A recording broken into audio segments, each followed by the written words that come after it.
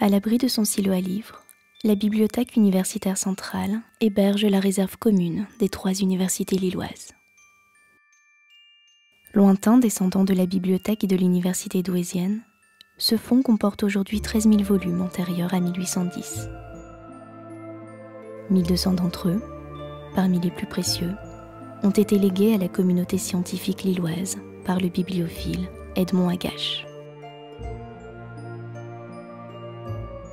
Cette collection renferme une trentaine de manuscrits médiévaux, et parmi eux, ce manuscrit copte du XVIIe siècle.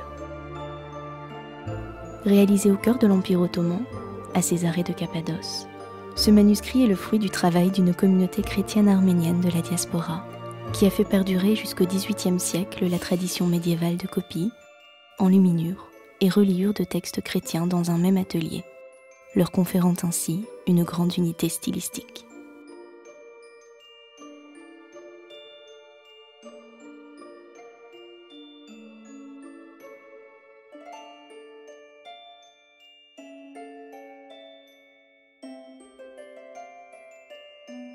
La reliure de ce manuscrit est faite de plaques d'argent repoussées, montées sur ais de bois et finement articulées par des charnières. Les différentes scènes qui la composent synthétisent le mystère christologique. Le plat supérieur montre ainsi une adoration des bergers et une adoration des mages. Le plat inférieur nous montre une scène inédite dans la série des manuscrits de Césarée, l'envoi en mission apostolique par le Christ ressuscité. Le manuscrit est écrit sur du parchemin, de la peau de mouton tanné. L'examen minutieux de la forme de l'écriture, le ductus, met en évidence les mains multiples qui ont travaillé à la copie de ce texte. L'écriture, peu habituelle pour nos yeux occidentaux, est du bolorgir, une écriture arménienne. Ce manuscrit est un tétra-évangile, c'est-à-dire l'ensemble des 4 évangiles selon l'ordre canonique Matthieu, Marc, Luc et Jean. Ils sont précédés, selon un principe très classique, de la lettre d'Eusèbe à Carpien sur les canons de concordance.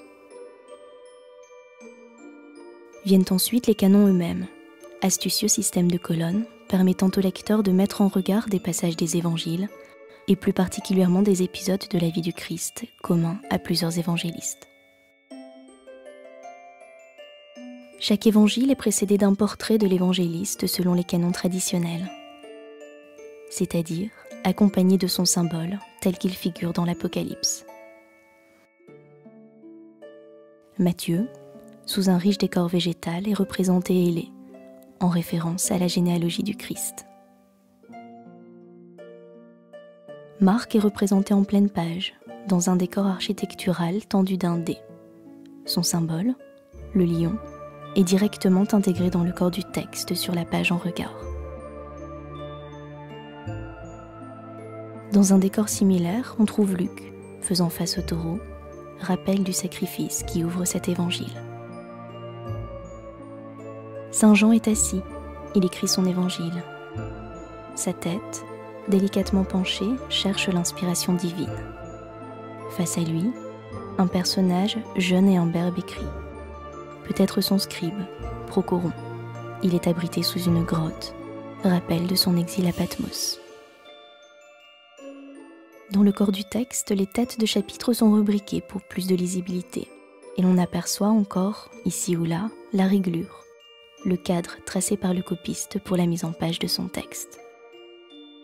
Les majuscules prennent ici, dans la plus grande fantaisie, la forme d'ange ou d'oiseau et épousent gracieusement les contours du texte.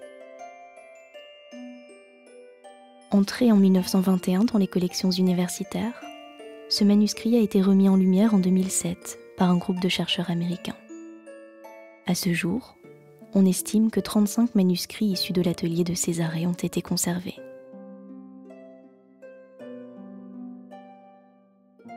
Celui-ci occupe une place de choix parmi les volumes les plus précieux de la réserve interuniversitaire.